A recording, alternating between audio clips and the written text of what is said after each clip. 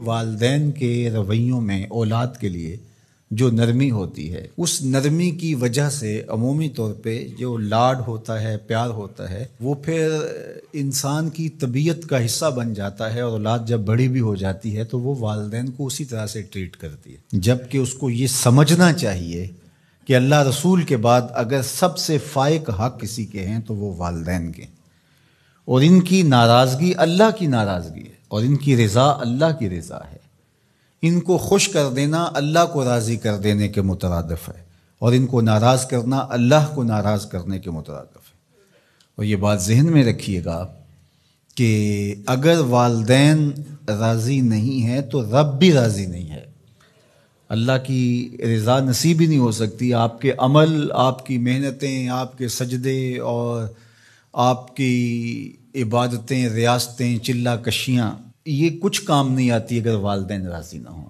تو والدین کو راضی رکھنے کی ہمارے دین نے ہمیں تلقین فرمائی کی۔ اور یہ بھی آپ کو میں بتاؤں کہ کچھ اعمال ایسے ہیں کہ جن کی جزا اور سزا آخرت میں دیکھنا ہوگی، لیکن کچھ اعمال ایسے ہیں جن کی جزا اور سزا دنیا میں بھی بندہ دیکھ کے جاتا ہے۔ ان میں سے ایک عمل والدین کی فرما برداری ہے۔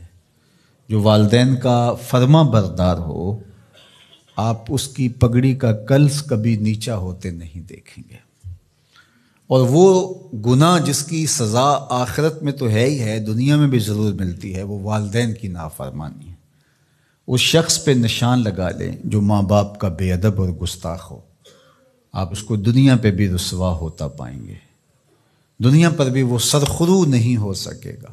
دنیا کے اوپر جتنے لوگ بھی سرخرو ہوئے ہیں، کامیاب ہوئے ہیں، چاہے وہ مسلمان ہیں چاہے وہ کافر ہیں، آپ اگر ان کی تاریخ پڑھیں تو آپ کو نظر آئے گا کہ ان کے پیچھے ان کے والدین کی دعائیں ہیں۔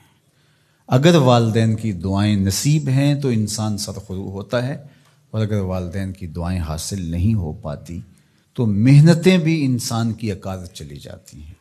تو یہ وہ نیکی ہے، یہ وہ عمل ہے کہ جس کا صلہ دنیا میں بھی اور آخرت میں بھی ملتا ہے، اور یہ بدعملی والدین کی نافرمانی ایسا جرم ہے کہ جس کی سزا دنیا میں تو ہے ہی ہے، آخرت میں بھی، اور دنیا میں دونوں میں اس کو جو ہے وہ حاصل کرنا پڑتی ہے۔ والدین نیکوکار ہوں، صالح ہوں، پاکیزہ عمل ہوں تو ان کی تو عزت اولاد کرے گی ہی کرے گی۔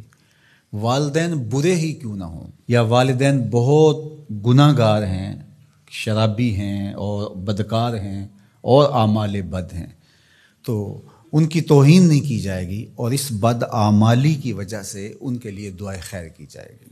حتیٰ کہ والدین کافر بھی ہوں تو ان کا کفر اپنی جگہ پہ، لیکن اولاد ان کافر والدین کی بھی توہین نہیں کرے گی، ان کے ساتھ وہ حسن سلوک کرے گی والدین ہونے کے ناطے سے، اور نیکوکار ہوں، صالح ہوں تو پھر ان کے تو حقوق اور زیادہ عائد ہو جاتے ہیں۔ تو ماں باپ کے ساتھ ہمیں حسن سلوک کرنے کی تلقین کی گئی ہے۔ اچھا، یہاں اولاد کے لیے کبھی مسئلہ بن جاتا ہے، ماں کچھ اور کہہ رہی ہوتی ہے اور باپ کچھ اور کہہ رہا ہوتا ہے، اب اولاد کس کی اطاعت کرے؟ ماں کا حکم الگ ہوتا ہے اور باپ کا حکم اس سے مختلف ہوتا ہے، دونوں کے حکموں کو ساتھ لے کر اولاد نہیں چل پاتی۔ اب کیا کرے؟ تو علماء نے لکھا کہ پہلے تو ماں باپ کو ہی چاہیے کہ اولاد کو مشقت میں نہ ڈالے، کہ ایسا حکم دے کہ اولاد پھنس جائے کہ ماں کی بات مانو یا باپ کی بات مانو، ایک کی اطاعت سے دوسرے کی نافرمانی لازم آتی ہو تو بڑا مشکل مرحلہ ہو جاتا ہے۔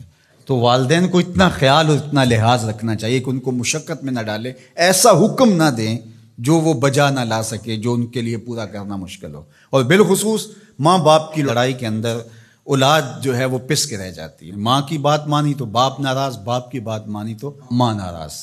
تو اس میں ایک تو والدین کو ہی چاہیے، لیکن کبھی اولاد پھنس جائے تو مسئلہ شرعی سن لیجئے، وہ یہ ہے کہ گھر کا حاکم جو ہے وہ مرد ہے، تو اگر ماں اور باپ دونوں کے احکام آپس میں ٹکرا رہے ہوں تو حکم مقدم ہوگا باپ کا، تو اولاد کے ذمے باپ کے حکم کو ماننا ضروری ہے، لیکن خدمت میں مقدم ہوگی ماں۔ جب باہر سے بچہ آتا ہے تو کھانے کے لیے یا کوئی چیز، یا رات کو ٹانگیں دبانے بیٹھتا ہے تو خدمت میں مقدم ماں ہوگی لیکن حکم کی تعمیل میں مقدم باپ ہوگا۔ تو شریعت اسلامیہ نے ہمیں یہ حکم دیا، چونکہ خدمت میں یہ جو حدیث میں نے آپ کے سامنے رکھی ہے، تو صحابہ نے حضور سے جب پوچھا کہ ہمارے حسن سلوک کا سب سے زیادہ مستحق کون ہے، تو فرمایا اماں کا، تیری ماں۔ پھر کہا سما من، پھر کون؟ تو پھر فرمایا اماں کا، تیری ماں۔ پھر تیسری مرتبہ پوچھا تو فرمایا تیری ماں، اور چوتھی مرتبہ فرمایا ابا کا، تیرا باپ۔